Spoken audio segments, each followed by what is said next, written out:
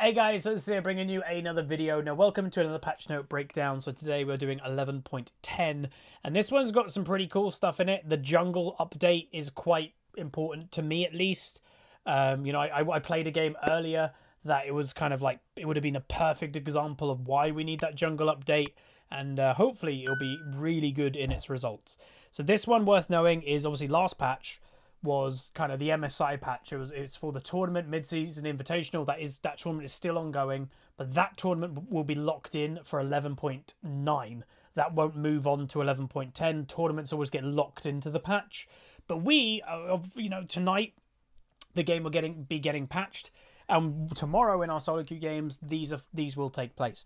What I also will say is, if you want to throw a like on the video, obviously I always record this, edit it, get it up on the channel as today's second video. If you appreciate that, please do throw a like on it. It does help out a lot.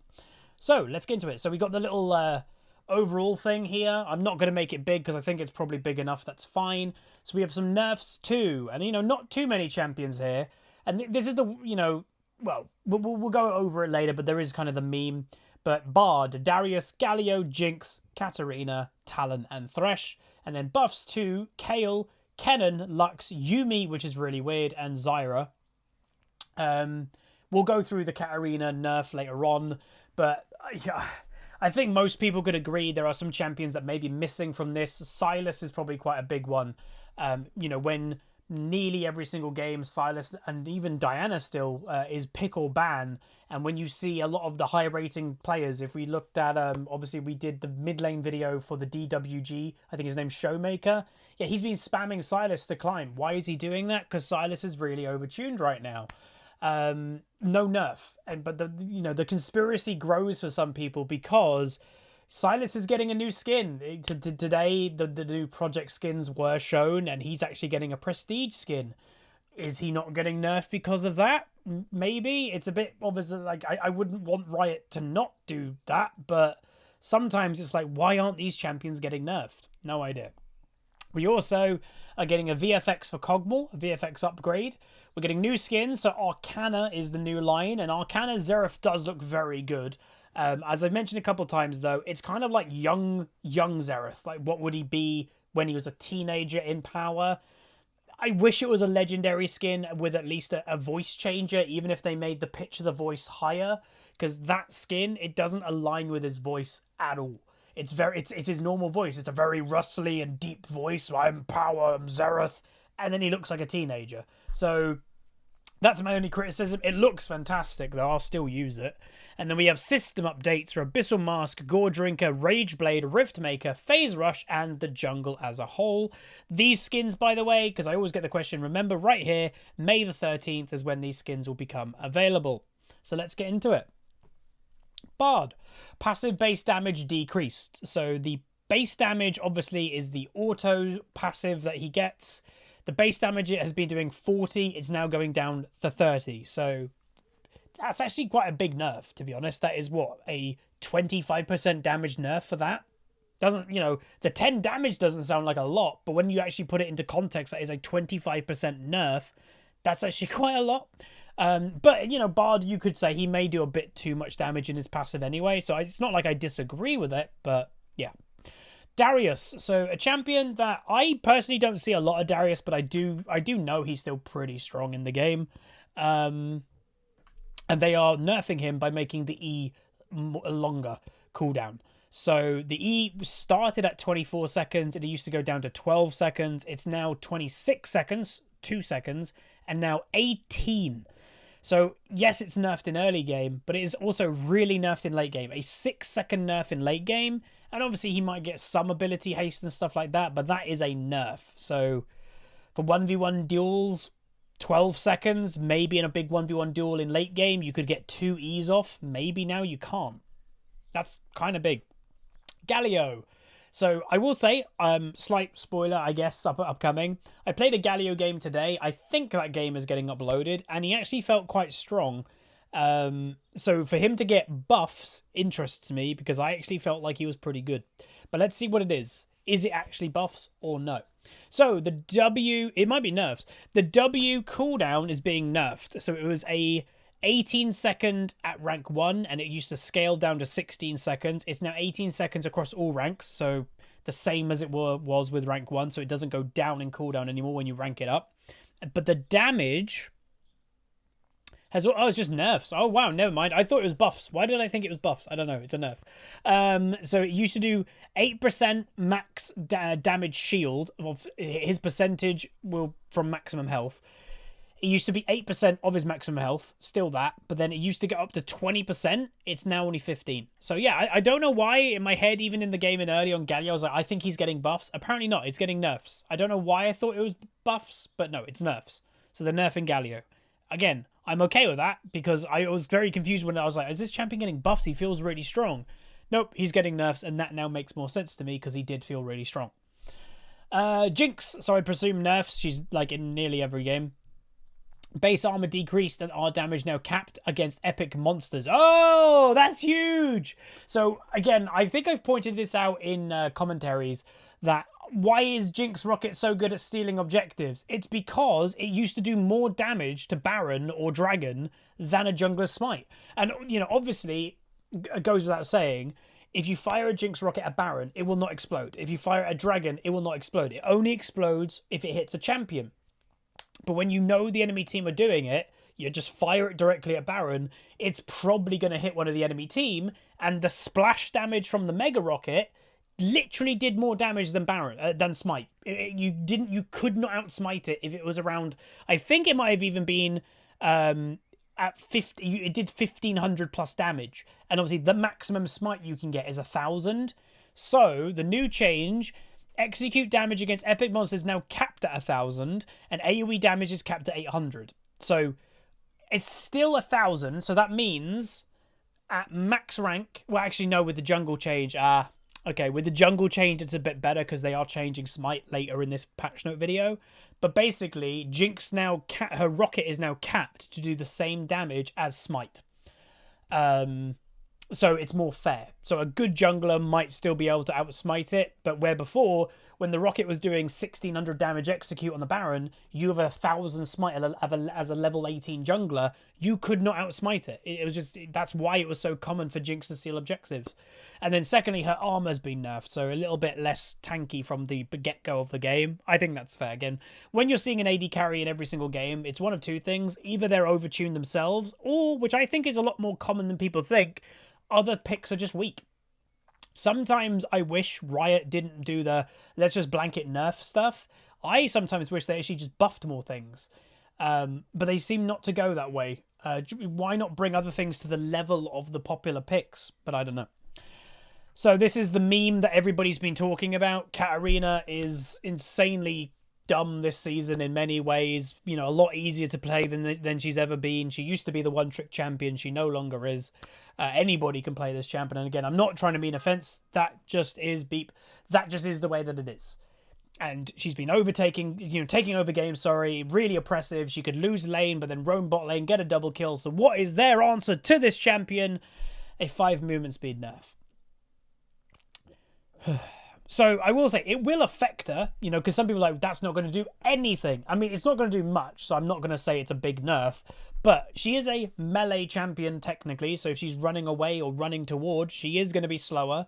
Her roams will be slower a little bit. Hardly anything, but it's a nerf. Again, I don't know if that was the correct nerf to fix Katarina, but it's a nerf. Probably needs more nerfs than that in some areas, but that's just me. Because the thing that in my head, and you just explain the thought process, I never expect, or what I always hope, or what I expect with niche champions, what are supposed to be niche champions. Like Katarina, in my mind, is still supposed to be a niche champion, a main or a one-trick champion. Maybe she's not that anymore, but I always expect those champions, because everyone goes off overall win rate, even though it's a bad way to kind of judge a champion.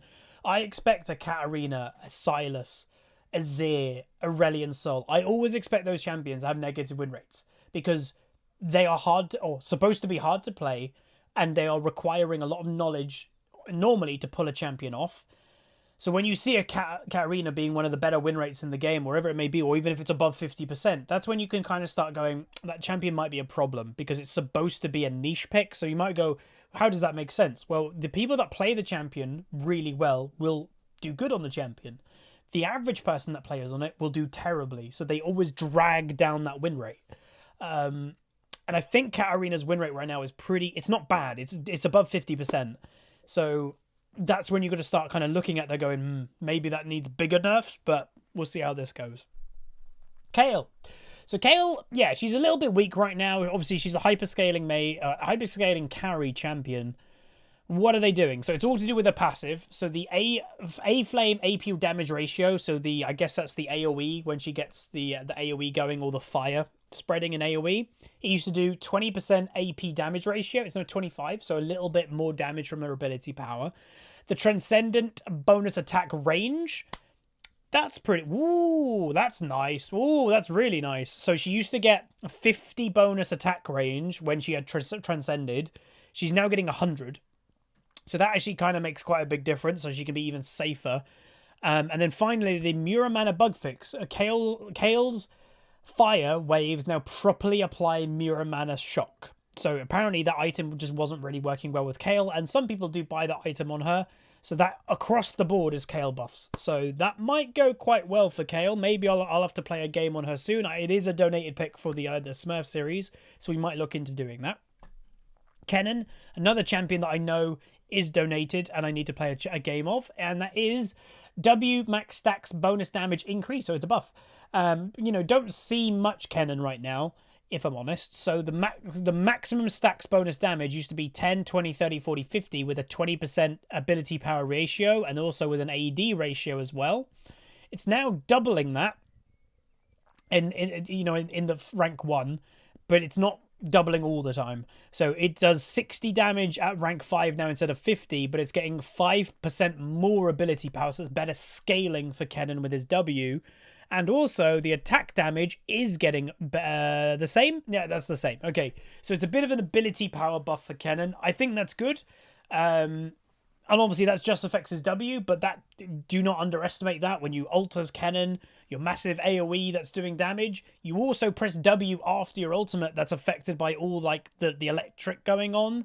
That's good. So that's just more damage for Kennen. So you might see Kennen, again, another donated pick, so we will be playing him. Lux. E damage increased. So yeah, I don't see too much Lux nowadays, but I will say a lot of that is because the siege meta has just disappeared. Poke meta's gone because of how much lifesteal and healing is still in the game. You have to burst. Like Xerath, he got a buff last patch and he can just burst people. The other poke mages, a lot of Vel'Koz and all them who did poke in the past, they can now one-shot people. But something like Lux, that not as quite strong to burst people. That's why you just haven't seen her that much. But damage buffs, what does a damage buff do? Well, it gives her a higher chance of one-shotting people, so it's going to help. So the damage of it itself has gone up a little bit. Nothing to crazy about. Like a maximum rank is doing 20 more base damage. It's getting, again, a 5% AP ratio, though. So, again, in late game, that does add up. 5% is, when you've got 500 ability power, it's not too bad. Sejuani. So, Sejuani E-targeting updated. So, it used to be targeting was 250 for all targets. So, I guess that's 250 range for all targets. I don't know. But it's now prioritized champions within 50 range of the cursor, then non-champions within 50 of the cursor, then champions within 350 of the cursor, then closest unit to the cursor within 2,500. Holy moly. So yeah, that basically is a quality of life change to sometimes, as Sejuani, if there's a champion within all minions and, you hit your W, sometimes the E, you would hit a minion instead of the champion. Even though your cursor may have been maybe on the champion, it may have actually been on a minion and it would hit a minion instead. This is fixing that now, so it would always prioritize the champion if your cursor is on them. So that's good. Good quality life change. Talon.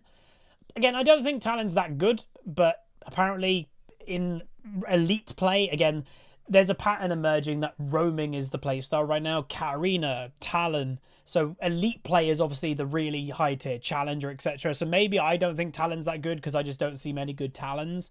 But they are nerfing him. So his Q used to do 110% bonus AD ratio. It's only 100% now, so 10% nerf. But, that's not going to be that bad, but it's a bit of a nerf. Thresh, so base health decreased, health growth increased. So he is starting with 31 less health at rank 1, but he's gaining 95 health per level instead of 93. So is that ever a buff? So yeah, eventually it might level out a bit.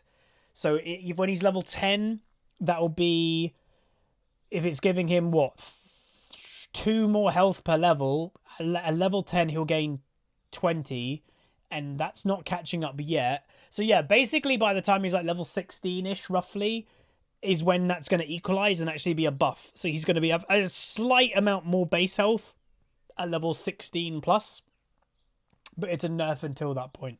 And to be fair, it's quite rare sometimes in modern day League for a support to even get to level 16 or 17 or 18. Yuumi, so a lot of people are questioning why the hell are you buffing Yuumi? But I don't know.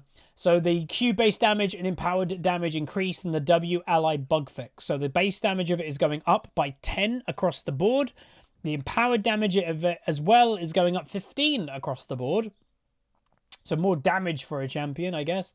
And then the W is Yuumi's ally level icon now properly reverts back to normal when Yuumi detaches from an ally. So it's just a bug fix for the icon. But yeah, I have no idea why they're buffing Yuumi. That champion does not need buffs. Zyra, passive Vine Lasher slow increased and W cooldown decreased. So arguably one of the forgotten champions of League. Whenever do you see Zyra? It's very, very rare. And usually whenever you see a Zyra, it's a dedicated Zyra main. People don't just randomly pull out Zyra anymore. Because a lot of it, you know, you want to play an AP support in bot lane, you just play Brand. Like, it's just better, in my opinion. So the slow is going up by 5%, and the W cooldown is going down by 2%. So that's better. Getting more seeds is obviously a big part of this champion. So that will help her, but I still wouldn't prioritize Zyra over Brand, for example. But that's all the champions. Yes, I do think there's champions missing, like maybe more of a Diana nerf, maybe a Sylas nerf, but for whatever reason, the AP melee champions seem to be the most protected type of champion in the game. Items. Abyssal Mask. So it's being overlooked, but in favor of more powerful defensive options. So yeah, I see people buying Force of Nature more often than an Abyssal nowadays. So the health is going up by 50. The unmake damage ratio is going up by 5. And the unmake duration is going up by 1 more second. So that's pretty big buffs. So maybe you'll see some people running Abyssal Mask now. Gore Drinker, let me guess. Is it... Wait, what? Gore Drinker's been on the weaker side. Oh, no. They're buffing healing again. Why haven't Riot learnt? Oh, God. So it's... yeah, they're giving it 2% of missing health in the healing again. I have no idea why. Get a Rage Blade. It's combined cost is cheaper. They are just making Rage Blade cheaper. 200 gold cheaper. That's not bad. Riftmaker. We're speeding up Riftmaker's stacking time. Dude, so it's worth knowing how many people, or like maybe not many, but really good players in League think Gwen is one of the most overpowered champions in the game now. She is the Riftmaker champion in the game. So you're buffing this when everyone thinks Gwen is nuts. This is going to be interesting. So what are they doing with it? Dealing damage to enemy champions. It's now dealing damage and taking damage. Oh, that's a big buff, dude. Oh. So even if you get hit by an ability in lane, your Riftmaker will start charging the bonus damage instantly. Oh. So now... It used to do 2% stacking up to 5 times the maximum of 10% increased damage that you will get. It's now, so it's a little bit, okay, interesting. It's 3% per stack, but only stacking 3 times with a maximum of 9%. So you're getting technically 1% less damage bonus than you did before, but per second, you are getting the 9% bonus damage in 3 seconds versus the 10% in 5. Let's be honest, in a dueling situation with Riftmaker, the difference sometimes even 2 seconds can make is a big deal. So having that extra damage quicker, I think is a buff. Like, I think that overall is pretty damn good. That's quite interesting. And yeah, expect Gwen maybe to be happy about that. Runes, Phase Rush dominates high-level play. Yeah, it's all over. So what are they doing? So you use a flat 15-second cooldown of when you could use it. It's now 30 seconds at rank 1, going down to 10 seconds at level 18. So technically a buff-ish late game, but not in early game or mid game. The bonus movement speed also was 40 to 60% for melee, 25 to 40 for range. It's now 30 to 60 for melee, so a nerf at the beginning of the game, 10% movement speed nerf, and also a 10% nerf for ranged as well. Like, you see Victor's run phase rush, you see Graves's have phase rush. That's a nerf for them too. So that's quite interesting. Jungle changes. So yes, jungle changes are happening. So they are doing, they're doing actually quite a lot of it. So the camp respawn timer is going to 2 minutes 15, and the indicators of when their camps are spawning is 10 seconds before when it glows. This basically makes jungling less, you have to be less efficient now. So when it's a 2 minute timer, you really have to be on the ball to maximize your jungle clear with not leaving your camps up too long that you're missing out gold. Now every camp is coming up 15 seconds later.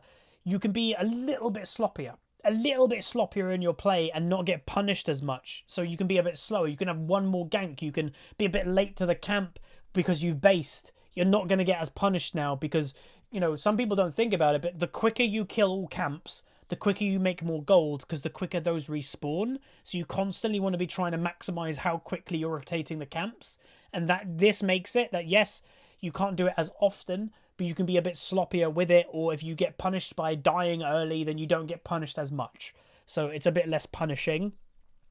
Comeback XP is about, again, so I've been saying it literally forever. How do you fix jungle? You know, jungle has been I'd say the least unhealthy role for such a long time because it's always one jungler getting really fed, one jungler getting really behind. I don't remember if I'm uploading the game, but earlier today we had a Morgana jungle was 3 to 4 levels behind the enemy jungler. And that was like, this is a prime example of why we need catch-up XP in League nowadays. And it's coming back. So when a jungler is at least 2 levels behind the average level of all players in the game, and that's the thing to note, your jungle's doing well, they're level 11, our jungler's doing bad, they're level 9, but the average level in the game is level 10, that means they're not getting comeback XP. Like, it's only if the jungler is getting really far behind. And it basically just means that they're not a minion, at least. They can catch up a bit. So, some people, I think, have taken this as like, oh, this sucks. It doesn't, because it only affects junglers that get really far behind. The games that would literally be a loss because of how far behind your jungler is. So at least that's a little bit better now. And it's not crazy, by the way, because these camps, so they get more XP from large and epic monsters. All it is the camps give a bonus 50 XP per level below the average level of the game. So if the jungler is 2 levels behind in the game, they're getting a bonus 100 XP per camp. Or 1 level behind the average, they're getting 2 levels behind, they're giving 50. Like, it's not mental. It's actually quite a manageable amount of comeback XP that if you're a jungler that's ahead, you're still going to be ahead. This isn't going to just magically flip the other jungler to be ahead of you. That's not how it works. It's just healthy for the game as a whole. So that's good. Smite. So again, the Smite changes. Oh, that's changed. Oh, you know what I said earlier about the Jinx nerf? That, the Jinx now, you can smite about the same as the Jinx. No longer. So the old Smite used to be 390 at the beginning of the game and then 1,000 at level 18. They've changed this.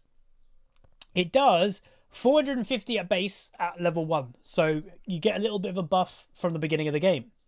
But after you complete your Smite quest, which remember is smiting 5 times, you only get a 900 Smite. A 100 Smite nerf. And remember, Jinx's rocket now is capped to 1,000 on executing Baron and Dragon. So Jinx can still outsmite junglers. That's kind of funny. Also, Smite damage now increases after swapping summoner spells twice for Spellbook. And Scuttle, Smite or any crowd control breaks the Scuttle shield before applying damage. Oh, so you can Smite and then, it would help kill it quickly. So, again, this is the one that I was a bit unsure about if I liked. I definitely don't think I like that it's only 900. I think 1,000 was a good amount, so I don't know why it's only 900. That's a bit weird. And then also survivability. There's been some junglers have had trouble surviving, where other junglers can survive really easy. Like if you've got a spammable champion, you could have Omnivamp and just survive forever. But a champion that doesn't have spammable abilities, that may rely on Smite healing, they obviously are now getting a change. So Omnivamp from jungling, an item in that, is going down by 2%. So less sustain from spamming your spells in the jungle, but you're getting more healing from smiting itself. So that's not bad. It's a bit of a trade-off. I think that's fine. Top it off, we adjusted specific jungle camps based on the goals. So reduce incoming damage from jungle camps to offset the reduced healing. Change jungle monsters' health to the offset the higher smite damage. And change gold values to offset income by loss by spawn timers. So that's what they're doing all here. Yeah, so the health is going up. You get more from Mini Krugs, you get more from Merkwolf, you get more gold from Gromp, and you get more from Crimson Raptors. So more gold, everybody. Obviously, they are technically spawning less. So if you are a Master Yi jungler that never ganks at all and you just constantly farm, you're going to probably get, like, well, without that gold change, you would be getting less gold because the camps are taking longer to spawn. Therefore, you're getting less gold as a whole. But you're getting more gold now as a jungler if you're intertwining your ganks that are successful with now getting camps. If you're using your time successfully, you'll probably get more gold than you ever did. Now we're also getting hiccups, apparently. Cogmore's got a VFX update, so there's that. Bug fixes, quite a lot of them. I've always said, if you recognize a champion that you play, if you're a Yone player, if you're a Fizz player, you should read the specific bug fix for you. It is quite important. Upcoming skins as we've pointed out, with also some thingies. So as a thank you, if you made it this far to the video, I didn't announce it at the beginning of the video, I'm actually going to give away, we right now have some League Partner skins to give away for Mordekaiser. We have his new, the Frost one, whatever that one's called. Not Mordekaiser, Scion, sorry. So Scion with the new Frost skin with the green emerald LPP. If you want to enter to win that, any server can win. Throw a like on the video, be subscribed, and comment down below what do you think of the patch. But in your comment, remember to include your summoner name and server. But that is going to be it. If you guys enjoyed, again, enter and just let me know. And yeah, thanks for watching, and I'll see you guys in the next video. Goodbye.